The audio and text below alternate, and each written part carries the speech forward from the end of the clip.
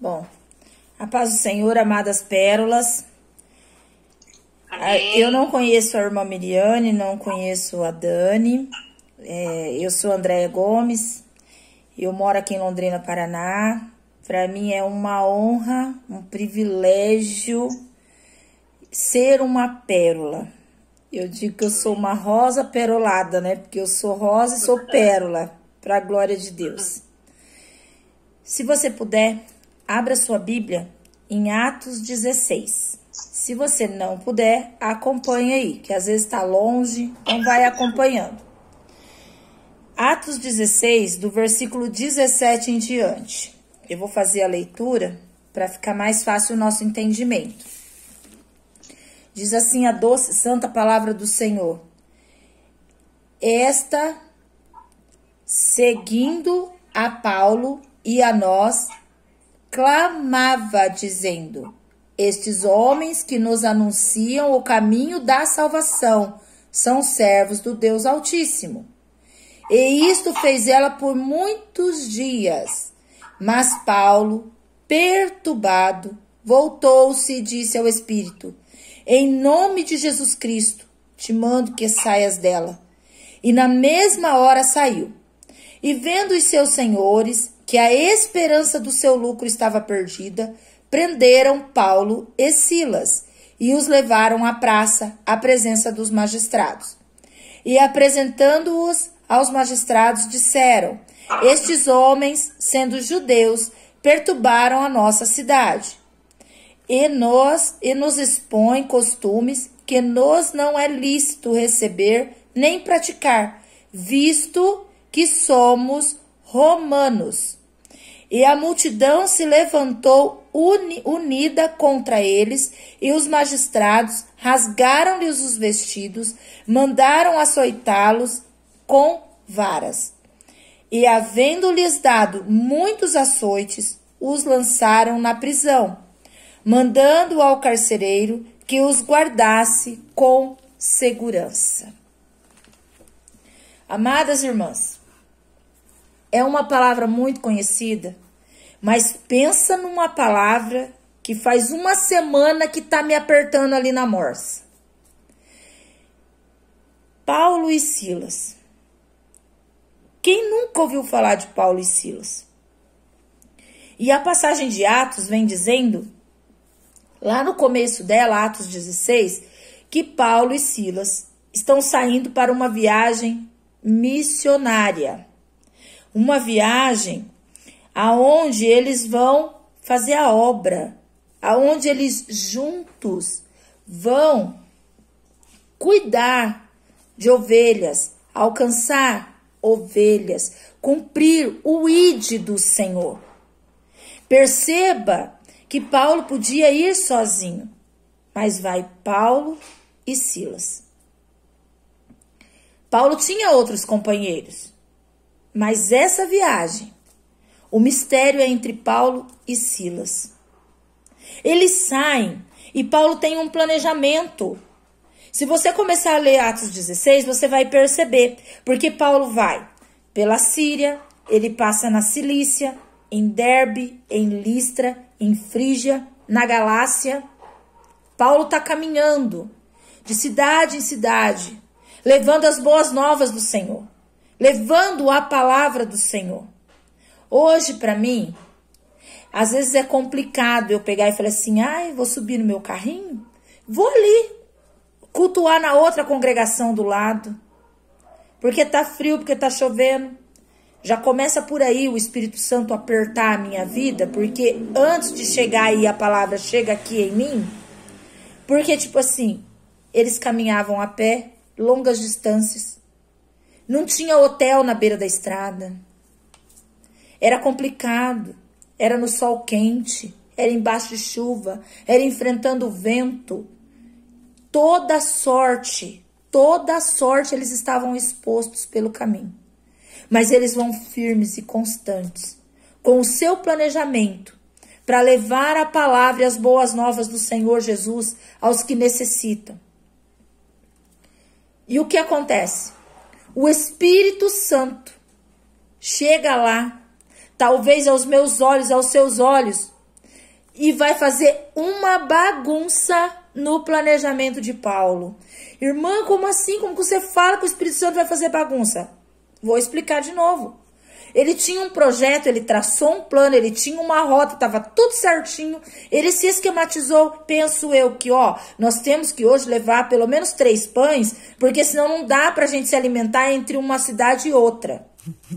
Tinha um percurso, não tinha barraquinha venda, não tinha lanchonete de beira de estrada. Então ele tinha todo um preparo. E aí o Espírito Santo chega, leva para um particular com Paulo através de um sonho e redireciona todo o projeto. Mas em Paulo, amadas, havia liberdade para esse redirecionamento do Espírito Santo. Esse mover da parte de Deus. E aí eu já abro um parênteses aqui para dizer assim para você. Quantas vezes o Senhor queima no coração, o Senhor toca na gente, nos direciona para algo, para que a gente possa ter uma atitude, ter uma conduta, para que a gente possa viver o melhor de Deus. Eu sempre falo assim, eu desejo o melhor de Deus para você e para sua família. O melhor de Deus é Jesus. E quando Jesus chega, ele muda todo o contexto. E aí? Quantas vezes chega esse momento de redirecionamento nas nossas vidas, nas nossas histórias, e nós ficamos resistindo, presos a coisinhas que não necessariamente fazem parte do projeto do Senhor ou que vem do Senhor para as nossas vidas. São coisinhas que nós vamos nos prendendo. E Paulo está totalmente desprendido de tudo. Eu fico imaginando Paulo olhando para Silas e dizendo assim, olha, eu falei para você que a gente ia por este caminho. Só que o Espírito Santo me tocou e nós vamos por outro caminho. E a palavra é clara em dizer que eles passam por Mísia, por Troas, Samotrácia, Nápoles e vão chegar aonde? Em Filipos. O Senhor está direcionando a viagem deles. O Senhor está levando eles por caminhos que eles nem sequer programaram e imaginaram de ir. Quando Paulo chega em Filipos, sabe o que ele vai encontrar lá? Filipos não tinha sinagoga. Até essa viagem de Paulo, não tinha sinagoga. Sinagoga é uma igreja. Não tinha. Filipos tinha poucos judeus. Filipos tinha muitos romanos. A palavra do Senhor deixa isso claro. Não são palavras minhas. E lá eles tinham práticas de idolatria. Práticas pagãs. E Paulo vai para esse contexto. Ele e Silas. No versículo 17, que é o primeiro que eu li, o que tem lá no versículo 17? Tem uma jovem com um espírito que está seguindo Paulo e Silas. Ok. A palavra deixa claro que tinha uma jovem. Ou seja, era alguém que tinha vigor, fôlego, força, disposição e que está seguindo eles. E a palavra também fala que ela reconhece a presença de Deus na vida deles. Ela não tinha tido um contato, um convívio com eles para ela poder falar assim, não, esses verdadeiramente são homens de Deus, como ela vai indo atrás deles falando. E ela não tem conhecimento, porque a vida dela, ela não é do povo, ela não é judia. E ela está ali naquele contexto, possuída por um demônio que a usa em adivinhação. Olha que situação, irmãs. E aí eu falo assim para você com toda a ousadia do mundo. Mesmo endemoniada, escrava do inimigo, há liberdade nessa menina para receber e para perceber o diferencial que há na vida de Paulo e Silas. E é tão engraçado que o diferencial é tão forte, é tão presente na vida deles, que observe você. Um endemoniado, ele não fica indo para a igreja. Ele tem outras coisas para se ocupar. Por quê? Porque o espírito que está nele o conduz de forma diferente. Mas nessa menina, ela está seguindo eles. Eu, na minha concepção, ouso dizer para as irmãs que o fator dela reconhecer Deus neles, o projeto de Deus na vida deles, a presença de Deus na vida deles, a intimidade deles com Deus, e ouvir eles falando da salvação, falando que o caminho é Jesus, e ela reconhecendo tudo isso, ela estava soando um grito de socorro. Porque ela não tinha, talvez, forças para pedir esse socorro. Mas ela estava reconhecendo e dando liberdade e liberalidade para o toque do Espírito Santo.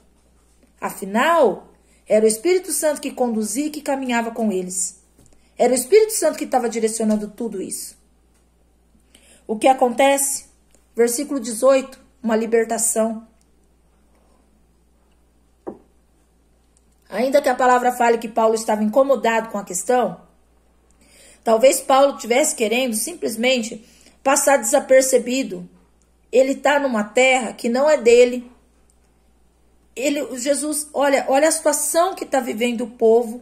Olha a situação que está as coisas. E aí você andar com alguém gritando atrás de você. Não sei até que ponto isso seria legal, até que ponto isso não ia incomodar. Então, a palavra fala que ele, incomodado, desconfortável com a situação, expulsa o demônio da menina. E aí Paulo vai se meter numa confusão, vai arrumar um problema para ele, que não estava no planejamento dele também. Nesse momento aqui, eu acredito que Paulo e Silas já entendem que o projeto deles estava totalmente falido. Já mudou o percurso, já mudou a direção, já levou ele para outros lugares e agora mais essa. Por quê? Eles vão ser denunciados, presos, açoitados, as vestes rasgadas em praça pública, porque a palavra diz que tinha uma multidão. Então, se tem uma multidão, eles não estão dentro de uma casa. Multidão é muita gente. É humilhação em cima de humilhação. Eles são apontados. Eles vão ser machucados. Tudo por quê? Por causa de uma menina que eles nem conhecem. Uma menina que é indiferente. Uma menina que nem nome tem, porque a palavra não fala a menina fulana. Não, a menina. Uma jovem endemoniada. É isso que a palavra fala. Não fala o nome dela. Irmãos, não há comunhão entre as luzes e as trevas. Não há. Paulo e Silas são portadores de esperança, de novidade de vida, de restauração, de restituição. Neste momento, eles estão levando a luz que vem do Senhor, que está emanando através deles, sobre uma cercania, sobre uma cidade, sobre pessoas, sobre vidas. Acha que as trevas não iam se incomodar? Acha que foi de graça que eles foram parar naquela prisão? Só que não era com eles. Era sobre o que eles levavam. Não era exatamente com Paulo e Silas, mas era com a conduta, o tipo de vida, as atitudes que eles tomam em relação ao reino de Deus. No versículo 19, eles estão presos. No versículo 20, a multidão os acusa. No versículo 22, a multidão está se levantando contra eles. Pois é. E no 23, eles estão guardados numa prisão. Mas se você continuar o texto, vai acontecer um terremoto. Vai ter libertação. Irmãs, é tremendo. Será que eu e você, qual seria a nossa escolha? Nós iríamos murmurar ou adorar, porque eles estão presos em adoração. Eu vou voltar a dizer que se você não entendeu ainda, para você pegar essa visão, porque essa é a chave do negócio. Não era com eles, não era sobre eles, não era algo errado que eles tinham feito, não era responsabilidade deles, mas eles iam em nome de Jesus e o Senhor se responsabiliza por aqueles que se levantam por obra dele. O Senhor se responsabiliza por aqueles que se levantam em amor a ele. Quantas das vezes nós passamos por lutas, por aflições, pisamos em terrenos inóspitos, não temos noção, a noite parece que não termina, e nem é com você. Quem é intercessor entende o que eu tô falando, porque o intercessor passa por isso. Quantas noites sem dormir direito, quantas madrugadas você levanta com o coração aflito, acelerado, a mente conturbada, e você olha para um lado e olha para o outro e fala assim: Senhor, não estou entendendo, porque nós somos humanos, somos imperfeitos.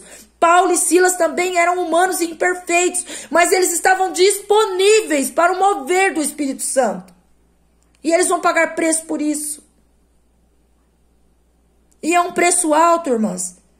São chibatadas, na época, 39, que não podia dar 40. Os açoites tinham ossos nas pontas, lâminas, para cortar mesmo. É o processo da crucificação de Jesus. Assim eram os açoites da época. E aí? Pensa comigo. Pensa, vamos trazer isso para nós. Eu, Andréia, saio daqui da minha casa de Londrina, Paraná, rumo a Santos. No meio do caminho, o ônibus faz uma parada e aí o Senhor fala assim para mim: é aqui que você vai ficar, você não vai chegar até Santos. Aí eu fico. De repente, o Senhor fala assim: agora você sobe naquele outro ônibus que eu quero te levar para outro lugar. Aí eu vou, em obediência. E chega lá no outro lugar, eu quebro a cara. Passo dificuldades. Qual vai ser a minha atitude?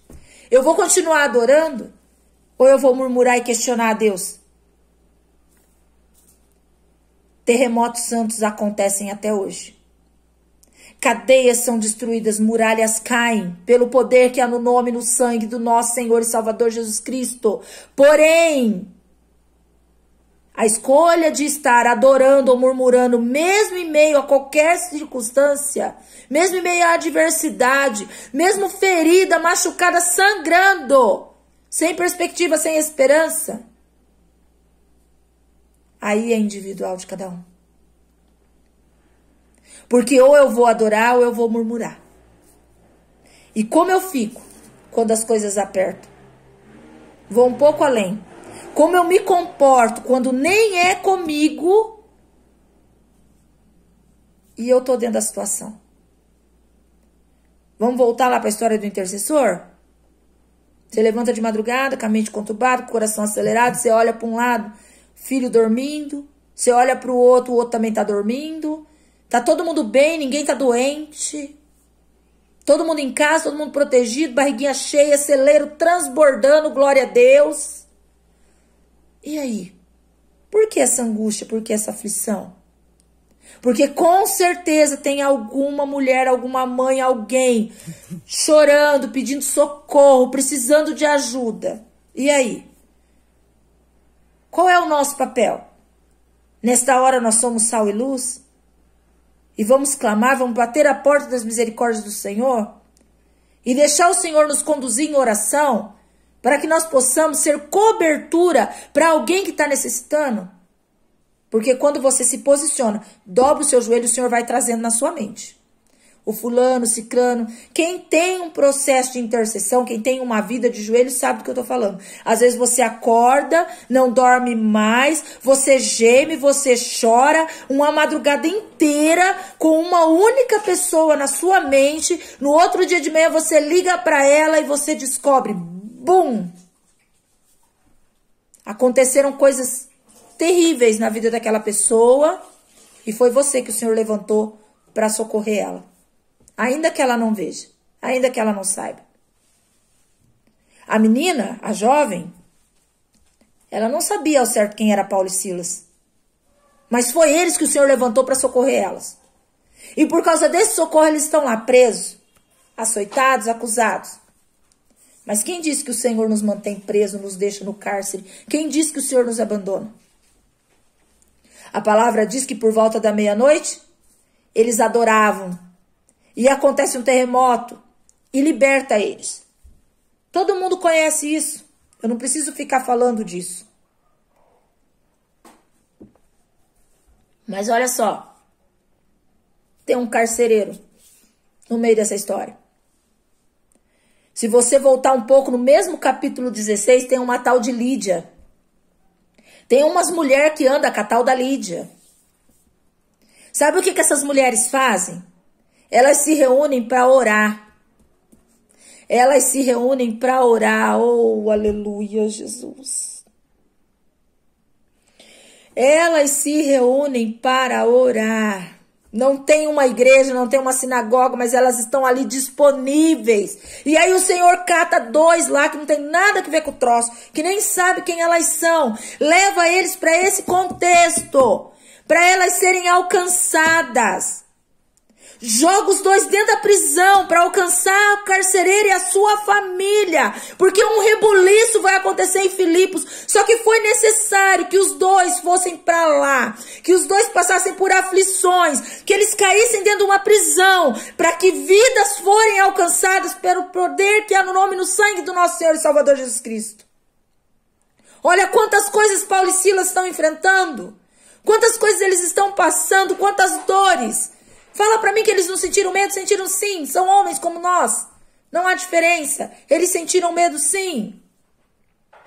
Mas coisa linda é ver o mover do Senhor. A igreja de Filipos nasce deste processo que Paulo e Silas viveram nesse contexto de Atos 16. Lídia, a purpureira. As mulheres que andavam com Lídia, o carcereiro e a sua família são os fundadores da igreja de Filipos. Me parece que, com o passar do tempo, Paulo escreve uma carta para essa igreja, não escreve, não? Ou seja, a igreja foi fundada, foi firmada, foi solidificada de qualquer jeito? Não. Com dores, com lágrimas, mas foi firmada na rocha, que é o nosso Senhor e Salvador Jesus Cristo. Não foi de qualquer forma, não foi de qualquer maneira.